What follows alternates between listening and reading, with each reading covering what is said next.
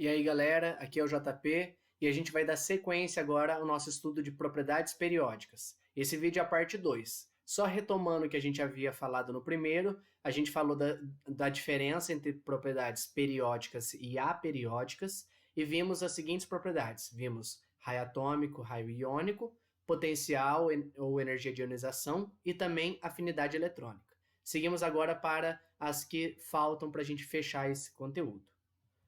A gente vai falar agora sobre uma propriedade periódica chamada de eletronegatividade. Cuidado aqui, tá? Porque a lógica dela é semelhante a uma outra que a gente já estudou, mas a definição é diferente. O que é eletronegatividade? É a tendência de atrair o par de elétrons em uma ligação química. Então, estudar eletronegatividade vai ser muito importante para a gente no nosso próximo assunto, que vai tratar de ligações químicas, tá? Porque a gente vai ter que analisar a eletronegatividade dos compostos. Então, quando eu falo de uma ligação química, quem tem maior tendência a atrair esses elétrons, lembra que o elétron é negativo, ele vai ter, consequentemente, uma maior eletronegatividade, ok? É diferente de afinidade eletrônica, que eu vejo a energia que o átomo libera quando eu dou um elétron para ele, ok? Então, assim, em termos de sentido da análise da tabela, vai ser muito parecido, mas a definição de uma propriedade e de outra são diferentes, tá? Então, aqui é quando eu estou falando de uma ligação química, atrair par de elétrons, e não da energia que eu libero, ok? Também existe uma outra oposta à eletronegatividade chamada de eletropositividade. Ela também é conhecida como caráter metálico, ok? O que ela vai falar para mim? Primeiro, ela é uma característica oposta à eletronegatividade.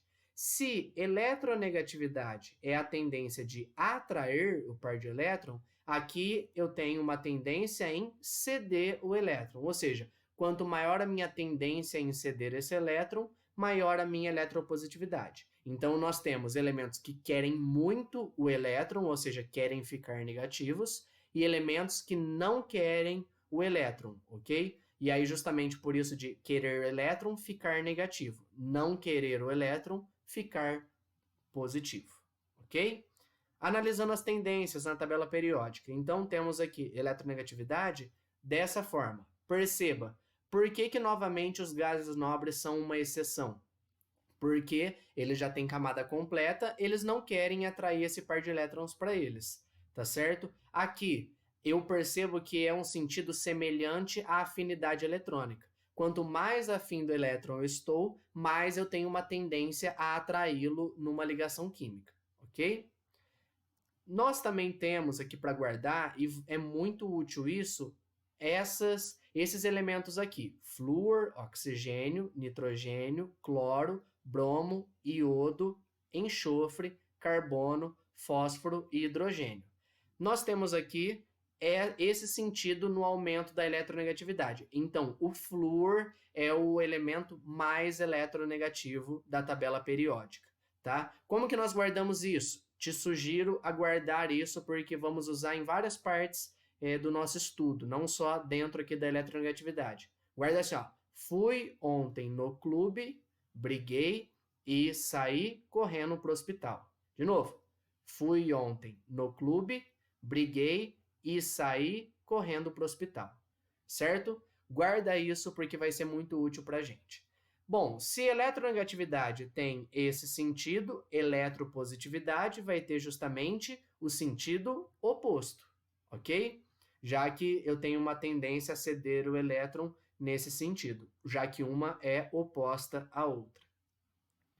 Também você encontra, analisando esse fluxo aqui de aumentar de ser mais eletronegativo com ser mais eletropositivo, você encontra em alguns livros o que a gente chama de reatividade química. Então, assim, ó, esse pedaço aqui de baixo e esse pedaço aqui de cima são os que apresentam maiores reatividades. Isso daqui é só mais um detalhe, caso você, estudando por algum livro, encontre essa definição, tá bom? Vale lembrar aqui também que nesse pedaço da tabela temos os ametais, que são mais eletronegativos, e no restante da tabela, inclusive aqui, nós temos os metais. Então, perceba que vindo para cá, eu aumento o caráter metálico, já que eu estou no meio dos metais, ok?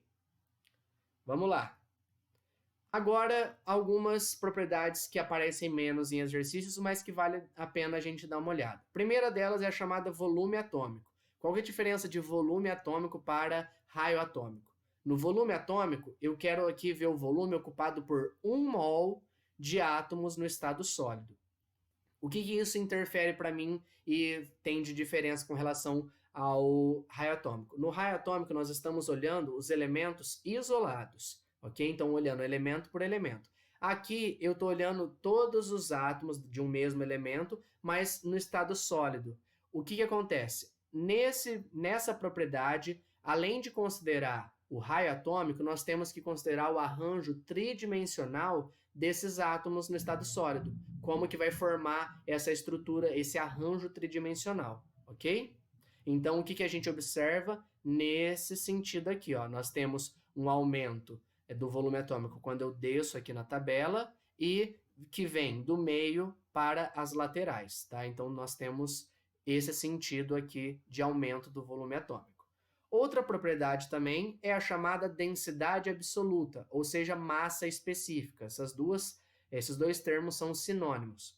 Densidade é massa por volume, ou seja, dá para a gente aqui analisar e entender que uma pode ajudar a gente a entender a outra, ou seja, volume está relacionado com a densidade.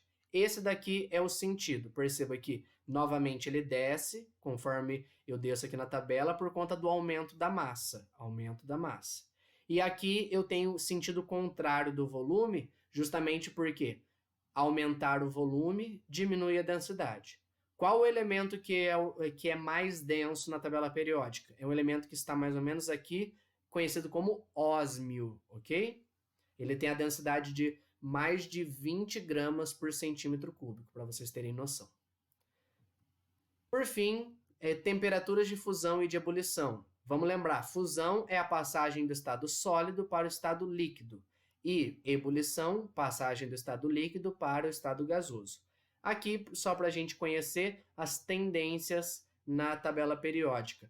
Perceba que aqui essas duas primeiras famílias funcionam um pouquinho diferente. Então, eu tenho um aumento daqui de baixo para cima, que é o que eu não observo no restante da tabela. No restante, eu observo o contrário. E tenho aqui que vai das pontas, né, das beiradas para o centro. Isso daqui é bem raro aparecer em exercícios, tá? O que a gente precisa focar são nas propriedades que eu ensinei até eletronegatividade. Aqui que tem que ser seu foco, beleza? Pessoal, melhor forma de treinar isso daqui, fazendo exercícios. É isso que a gente vai fazer agora. Qualquer dúvida, estou à disposição. Até a próxima. Tchau, tchau.